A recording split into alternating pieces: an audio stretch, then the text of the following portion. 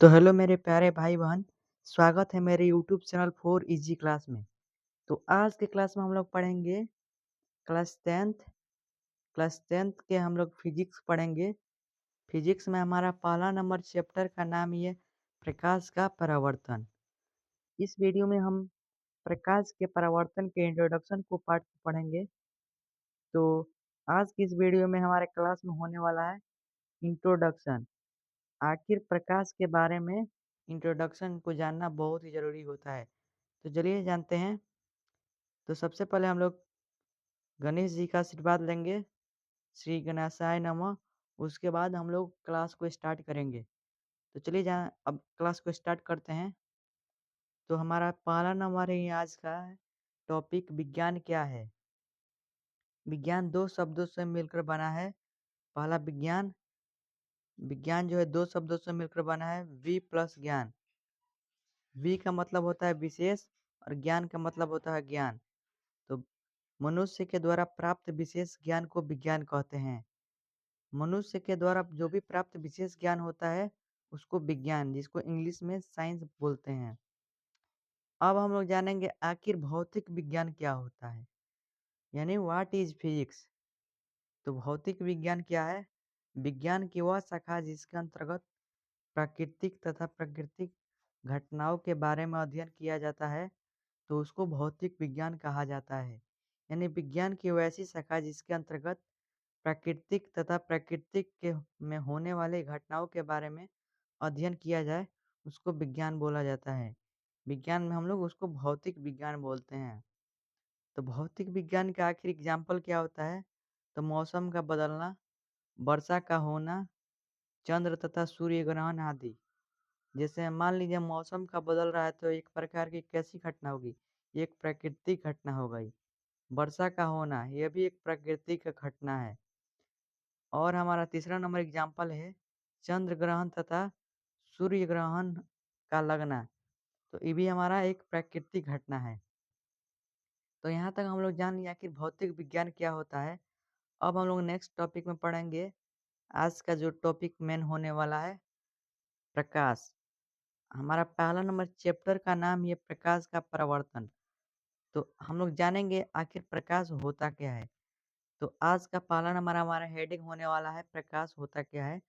तो प्रकाश एक ऐसा माध्यम है जिसके कारण हम किसी वस्तु को देख पाते हैं। अगर प्रकाश ही हमारे जीवन में नहीं रहेगी तो हम किसी वस्तु को देख नहीं पाएंगे। तो इसलिए प्रकाश का होना बहुत ही ज़्यादा जरूरी होता है। तो प्रकाश क्या होता है? प्रकाश एक ऐसा माध्यम है जिसके कारण हम किसी भी वस्तु को देख पाते हैं। अगर प्रकाश ही नहीं रहेगा तो हम कोई भी वस्तु को देख नहीं पाएंगे। तो ये हम लोग जान लिए आखिर प्रकाश क्या होता है। इसकी हम लोग बेसिक जानकारी जान लिए। अब हम लोग जानेंगे प्रकाश के गुण, यानी प्रॉपर्टीज ऑफ लाइट, कि आखिर प्रकाश में कौन कौन सा गुण पाया जाता है। चलिए जानते हैं आखिर प्रकाश के गुण कौन कौन है। तो पहला नंबर इसमें गुण है प्रकाश एक विद्युत चुंबकीय तरंग है। यानी प्रकाश में विद्युत और चुंबक के जैसा गुण पाया जाता है, इसलिए इसमें हम लोग बोलेंगे प्रकाश एक विद्युत चुंबकीय तरंग है।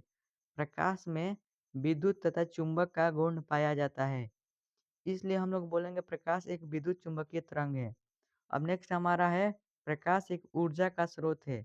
प्रकाश से हमें ऊर्जा का यानी एनर्जी का सोर्स मिलता है, एनर्जी का सोर्स मिलता है। प्रकाश एक ऊर्जा का स्रोत है, प्रकाश से हमें ऊर्जा मिलती है। जैसे सूर्य होगा, सूर्य प्रकाश देता है जिससे हमें ऊर्जा का मिलता है। सूर्य से हमें विटामिन डी मिलता है।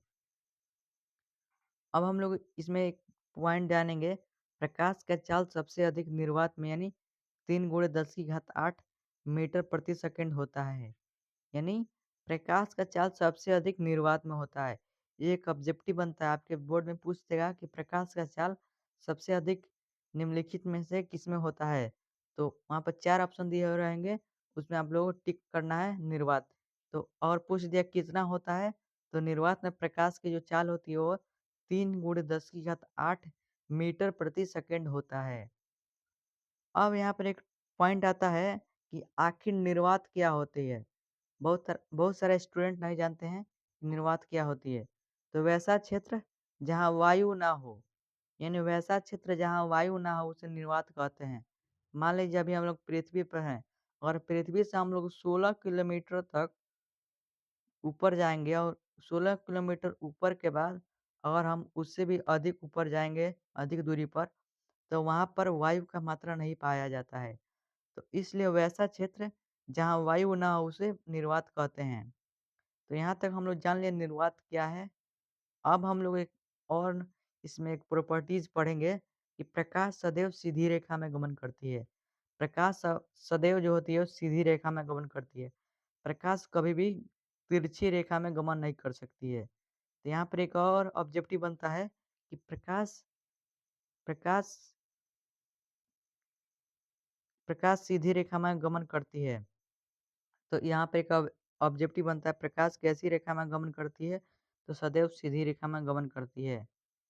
अब हम लोग नेक्स्ट एक पढ़ेंगे, सूर्य के प्रकाश को पृथ्वी तक पहुँचने में 8 मिनट 16 सेकंड लगते हैं। यानी सूर्य के प्रकाश होता है, ये सूर्य हो गए और हमारे पृथ्वी तक पहुँचने में इसको 8 मिनट 16 सेकंड लगते हैं। यानी सूर्य के प्रकाश को पृथ्वी तक पहुँचने में 8 मिनट 16 सेकंड लगते हैं। ये सारी बेसिक जानकारी है। अब यहाँ पर आखिर सबसे पहले सर्वप्रथम प्रकाश की गति को कौन वैज्ञानिक मापे थे? तो प्रकाश की गति को सर्वप्रथम जो मापने वाले वैज्ञानिक थे, वो उनका नाम है ओले रोमेर। जो प्रकाश की गति को सबसे पहले नापे थे, वो हैं व्यक्ति ओले रोमेर। यहाँ पे आप लोग इनका चित्र देख सकते हैं।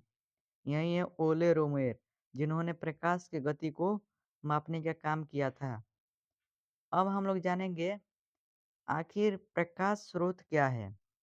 नेक्स्ट हमारा हेडिंग होने वाला है प्रकाश स्रोत, यानी लाइट सोर्स।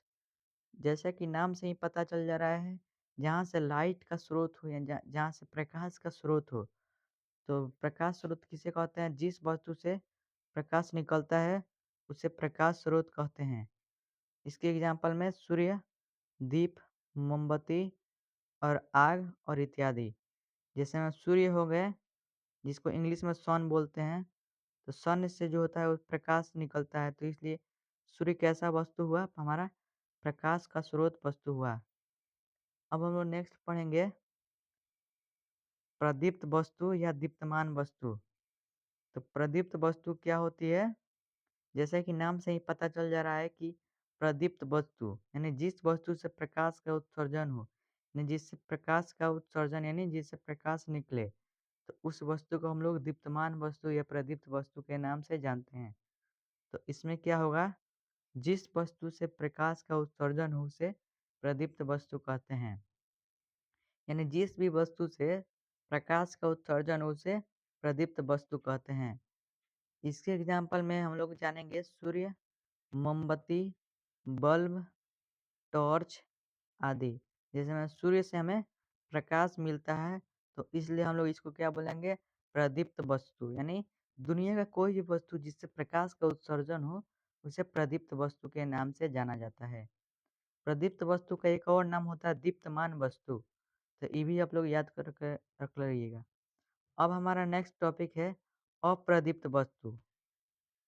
तो हमारा नेक्स्ट टॉपिक है अप्रदीप्त वस्तु। जैसा कि इससे भी नाम से पता चल जा रहा है कि वैसी वस्तु जिससे प्रकाश का उत्सर्जन ना हो। तो इसमें हमारा क्या हो जाएगा? जिस वस्तु से प्रकाश का उत्सर्जन ना हो उसे अप्रदीप्त वस्तु कहते हैं। इसके एग्जाम्पल में हो जाएगा कलम, दीवार, घर इत्यादि। यानी क्या कलम से प्रकाश का उत्सर्जन हो सकता है? तो इसका जवाब होगा नहीं, क्योंकि कलम प्रकाश का उत्सर्जन करता ही नहीं है। अब दीवार, इसके एग्जाम्पल में दीवार हो जाएगा, दीवार से ही प्रकाश का उत्सर्जन नहीं होता है। अब हमारा कुर्सी भी हो जाएगा, घर हो जाएगा, यानी दुनिया का कोई भी वस्तु जो प्रकाश उत्सर्जन न करे उसे अप्रदीप्त वस्तु यानी अदीप्तमान वस्तु भी नाम से जाना जाता है। इसको इंग्लिश में नॉन ल्यूमिनस ऑब्जेक्ट के नाम से जाना जाता है। अब हम लोग पढ़ेंगे पारदर्शी माध्यम। तो नेक्स्ट हमारा टॉपिक होने वाला है पारदर्शी माध्यम क्या होता है? तो वैसा माध्यम जिससे प्रकाश आर पार दिखाई दे उसे पारदर्शी माध्यम कहते हैं। पारदर्शी माध्यम किसे कहते हैं? वह पदार्थ जिससे प्रकाश आर-पार दिखाई दे, उसे पारदर्शी माध्यम कहते हैं। इसके एग्ज़ाम्पल में पानी, काँच, हवा इत्यादि। जिसमें ये होगा काँच। काँच से अगर हम प्रकाश का और इसे आर-पार करें प्रकाश, तो हमें आर-पार दिखाई दे देती है। तो इसलिए पारदर्शी पदार्थ किसे कहते हैं? वैसा पदार्थ जिससे प्रकाश आर-पार दिखाई दे, उसे पारदर्शी पदार्थ कहते हैं। तो इसके एग्ज़ाम्पल में हम लोग जाना पानी होगा इसके एग्ज़ाम्पल में, काँच, हवा इत्यादि। अगर हम हवा में भी प्रकाश आर-पार करना चाहें तो प्रकाश हमें आर-पार दिखाई दे देती है। तो इसलिए पारदर्शी पदार्थ में हम लोग क्या जानेंगे कि वैसा पदार्थ जिससे प्रकाश आर-पार दिखाई दे। यानी जिस भी पदार्थ से प्रकाश आर-पार यानी उसको पार करके दिखाई दे हमें, उसको पारदर्शी पदार्थ कहते हैं। इसकी एग्ज़ाम्पल भी हम लोग जान लिए कि पानी, काँच, हवा इत्यादि। अब नेक्स्ट हम लोग जानेंगे अपारदर्शी पदार्थ। तो नेक्स्ट हमारा हेडिंग होने वाला है अपारदर्शी पदार्थ क्या है? तो वैसा पदार्थ जिससे प्रकाश आर-पार दिखाई न दे, उसे अपारदर्शी पदार्थ कहते हैं। यानी दुनिया का वह सभी वस्तुएँ जिससे प्रकाश आर-पार दिखाई न दे, उसे अपारदर्शी पदार्थ कहते हैं। जैसे एग्ज़ाम्पल में हो जाएगा हमारा दीवार, कॉपी, दरवाज़ा, घिसा हुआ का शीशा इत्यादि। यहाँ पे एक एग्ज़ाम्पल के माध्यम से आप समझ भी सकते हैं, क्या दीवार से प्रकाश अगर इसमें हम लोग दीवार में प्रकाश अगर दें, तो प्रकाश आर-पार नहीं न होगा?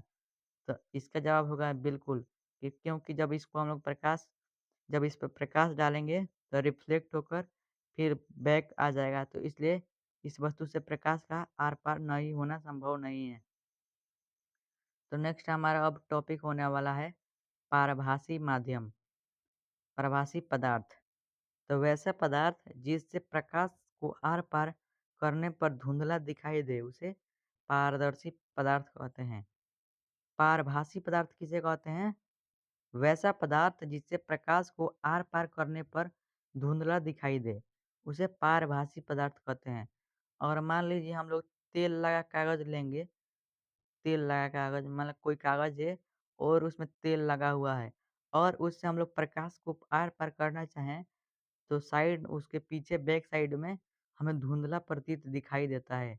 तो इसलिए वैसा पदार्थ जिससे प्रकाश को पार करने पर धुंधला दिखाई दे, उसे पारभासी पदार्थ कहते हैं। इसके एग्ज़ाम्पल में तेल लगा कागज़, टिश्यू पेपर, यहाँ पर टिश्यू पेपर आप देख सकते हैं और आप टिश्यू पेपर के माध्यम से प्रकाश को आर-पार करना चाहें तो उसके बैक साइड में यानी उसके पीछे हमें धुंधला वो प्रतीत होता है। धुंधला मतलब साफ-साफ दिखाई ना दे, उसको धुंधला कहते हैं। अब हम लोग जानेंगे किरण क्या है? तो नेक्स्ट हमारा टॉपिक होने वाला है किरण क्या है ये? जिसको इंग्लिश में रे बोलते हैं। तो प्रकाश जिस पथ पर गति करता है उसे किरण कहते हैं। मान लीजिए कोई प्रकाश है और इसकी पथ इसी दिशा में हो रही है, तो प्रकाश जिस पथ पर गति करता है उसे किरण कहते हैं। प्रकाश जिस पथ पर गति करता है उसे किरण कहते हैं, जिसको इंग्लिश में रे बोलते हैं, RAY। यहाँ पर आप चित्र के माध्यम से देख भी सकते हैं, यहाँ पर प्रकाश है और प्रकाश यहाँ पर कोई चमकीली सतह पर पड़ा और लौट गया। तो दोस्तों मिलते हैं किसी और अन्य वीडियो में, तब तक के लिए जय हिंद, जय भारत।